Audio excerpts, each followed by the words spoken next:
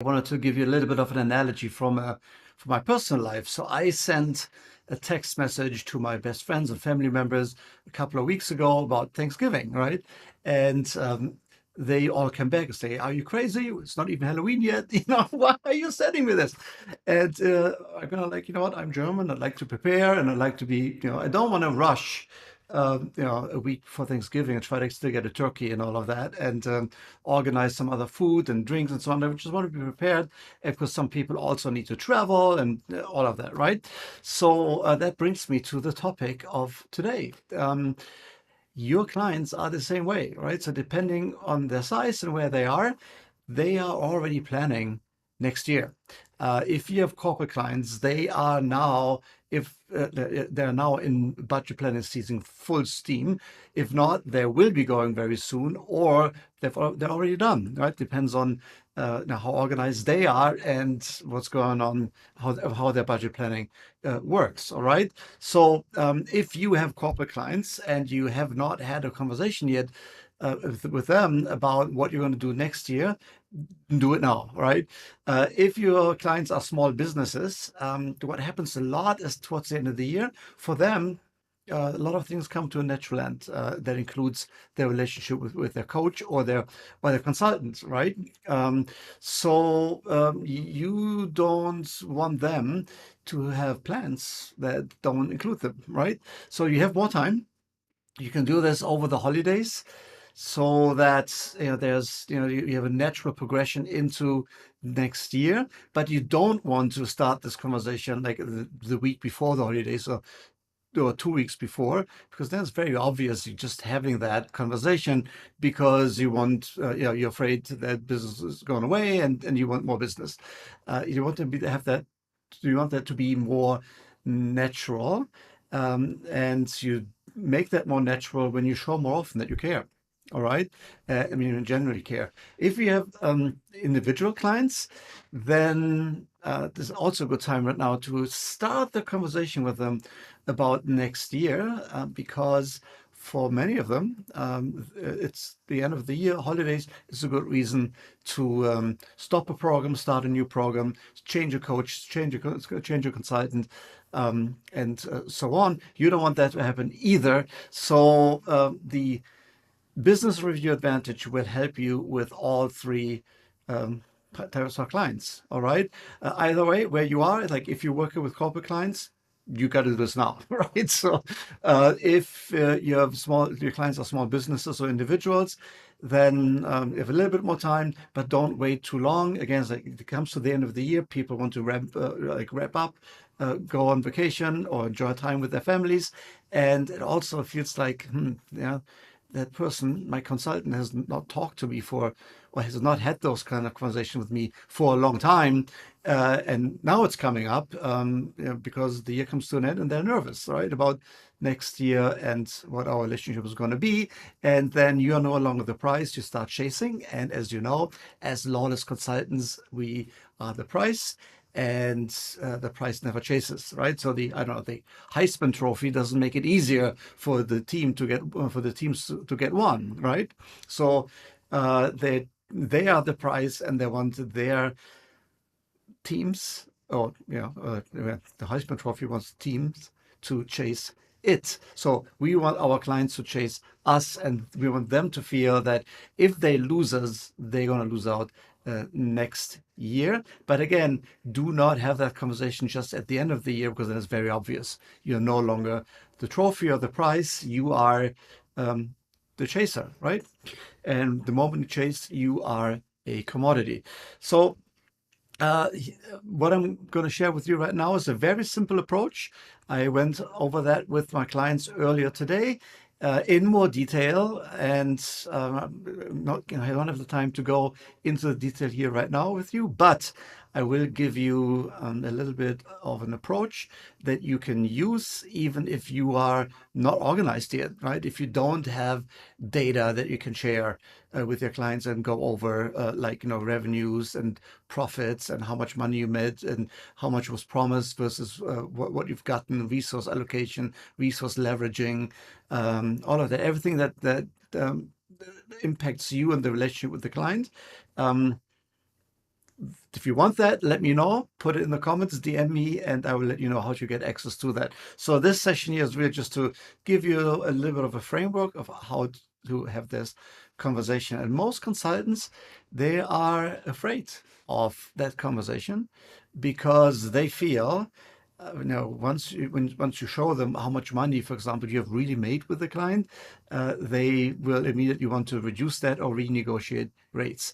Or you may have, as consultants, we are not always successful. We screw up, right? So totally possible that has happened. And doing a business review may bring all of these mishaps and grievances back to the forefront. And as usually as consultants and business coaches, we would like to be the heroes, right, or heroines, but I don't want to dwell on what we did wrong. But it's like dating, right? So when you date somebody, that's great. You have a good time. Then you get to know each other a little bit better, and you realize that that person that you've dated was a lot nicer on the first date, or a lot more organized, and you didn't expect that person to be so, I don't know, disorganized or whatever.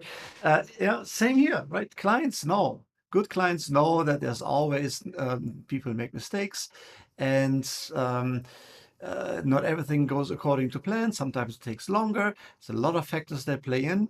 What they do want is that you are absolutely radically accountable for the relationship, but also the work that you have done. So let me show that to you real quick. So the three things that clients want, and the business review advantage will address all three and cover all three so that you look good. All right. So number one, they want quick. Oops, where's my pen here? They want quick results. Okay. And as you know, we covered that last time when we talked about the roadmap for the clients. Not all results sometimes take a little bit of time, but at least they want to know that they're on track, that they're achieved milestones, and so on. So they get some reassurance that my money was or their money was really well invested, because any investment in you is they want an ROI. Okay, and so my coach asked me today, Andrew, what would you do different if you only got paid when your clients get results, right? And then that changes a lot about your approach. So I want you to ask that yourself, to ask that question as well as you go through this business review advantage. So the third thing that clients want is they want radical accountability. Okay, what that means is they want you to own the program. They want you to own your mistakes. They want you to drive things forward. They want you to report back to them what what has worked, has not worked, and what your plans are to be on track, stay on track, accelerate, get results faster, or get back on track. And number three is they want world-class expertise. Okay, expertise. And professionals measure. Professionals make decisions based on data. Professionals feed their data back to their clients, to their vendors, to the ecosystem, everybody who works with them, and then plan accordingly. So if you don't do this, you're not going to be, you're just an average consultant. You're not world class. If you don't own your work and your mistakes and your job and your responsibilities, you're not world class. If you are not able to track and get quick results, you're not world class. All right. So the business review advantage will communicate all three, right? Because number one, we will talk about the results that we got or have not gotten. We will show that we are radically accountable, and because of that, we have we're the world-class experts. Because who does that? No one. Most consultants, what they do is, or business coaches, they go on and on and on and on and on and never really take stock and take accountability for themselves. Why? Because a lot of coaching, for example, and a lot of consulting is designed that the client has the responsibility, right? The coaches and consultants don't want to take on responsibility for some for valid reasons, right? One of the reasons could be that when their success is dependent on how well or if at all the client implements. Yeah, and they don't implement. Why would I be held accountable? There are other ways to deal with it. It's but not talking about it, not owning our part of it, not reporting back the data that we have, but also the data that is relevant to our business in this relationship, because it's a two-way street, right? Um, so if you don't do all of that, um, we're just not portraying who we want to, who we should be, okay, as a person. So we want to show that we're quick, that we can get results. That's why we do the business review. We want to show and demonstrate that we are radically accountable, and with that we are world-class experts. So let's go back to yeah. Now let's talk about like how we're going to do this. I hope that makes sense. If you have questions, put it in the um, comment box down here. All right, cool. So what I want to do is like, here's a very simple exercise. So if you want to keep this short, and for whatever reason you do not have the data that you need, and you want to keep it a constructive conversation anyway, or regardless, then here is the reflection navigator, right? I do this, by the way, with my clients because we work in 6-week cycles. We do that every 8 weeks. Because we have 6 weeks where we implement, and then 2 weeks where we wind down, and then there we go to the next 6-week cycle to work on our next best move. So I have that built into my entire like way of working. If you have not, then you may want to consider with some of your clients to do it quarterly, or at least every 6 months, or at the very least once a year. But every 6 months is for me would be the minimum. In my group, in my clients, we do that in 6-week cycles, although every 8 weeks, 6 weeks implementation, 2 weeks wind down, and then during the wind down period, we review the next 6-week cycle that we plan. And with that, we also during that meeting, the first thing we do is reflect using that reflection navigator. Looks very simple. It is very simple. That's the idea. All right. So you start out with, hey, what has worked? In my case, would be in the last cycle. With you, it would be maybe in the last quarter, the last month, whatever your time frame it is. What has worked?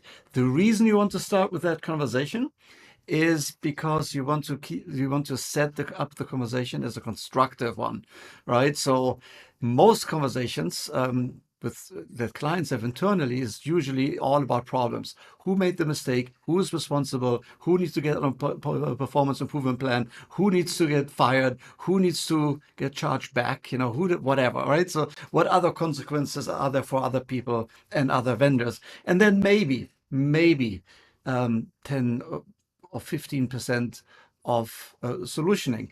I would want in the business review advantage to reverse that, right? So 80% of the conversation has to be about the solution, and 20% or less on the problem, but only if the conversation about the problem helps us forward in finding the right solution. And by starting with what has worked, that's when you already build the highways in your brains, that your clients already look in parts of their brains where they need to be more constructive, right? Where they need to look for solutions.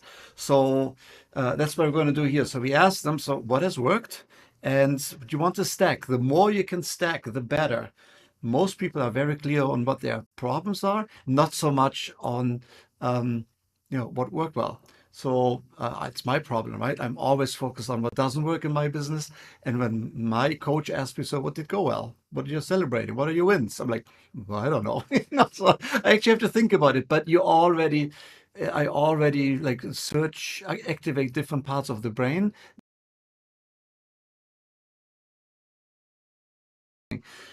And the more you stack, the more you already get those cells fired up. All right. So then, of course, you still need to talk about what didn't work, and usually client list. And we just take this right now at this point. We're not fighting it. We're not arguing it. It's not the time to argue. It's the time to listen. Okay, because we're reflecting. We're not judging. We're just reflecting.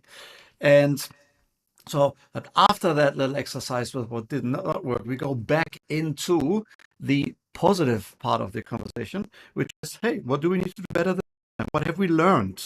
Okay, that's when we get from, hey, we have all the problems to how do we find a solution? What have we learned?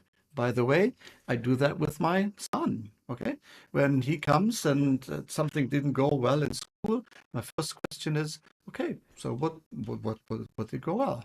And he's like, you know, to think about it, but it's such a you build such a different atmosphere that's conducive to finding solutions than beating down on that poor kid. Poor kid already is bad enough, right?